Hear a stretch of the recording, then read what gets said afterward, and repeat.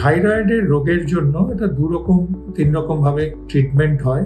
Mainly যেগুলো hormonal dysfunction, শরীরে thyroid hormone বেশি বা কম উৎপাদন হচ্ছে, তার যে ট্রিটমেন্ট সেগুলো আমাদের এন্ডোক্রিনোলজিস্টরা দেখেন, যেটা আমাদের ডেডিকেটেড ডিপার্টমেন্ট আছে আমাদের মেডিকেল হসপিটালে।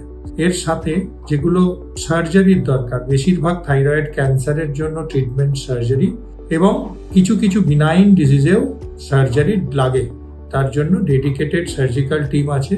সেখানে আমরা open thyroid with nerve monitor, যেটা খুব কম জায়গায় হয়, যেটা আমাদের ষড়যন্ত্রের নার্ভ বাঁচাতে, সেটাও ইউজ করি। এবং আমরা এখানে রোবোটিক থাইরয়েড সার্জারি খুব কম স্কারে সেটাও করি। এর বাইরে রেডিও আয়োডিন ট্রিটমেন্ট থাইরয়েড ক্যান্সারের অপারেশনের পর লাগে, সেটাও খুবই কম জায়গায় আছে। সেই সার্ভিসও আমাদের হসপিটালে মেডিকাতে আমরা প্রোভাইড করি।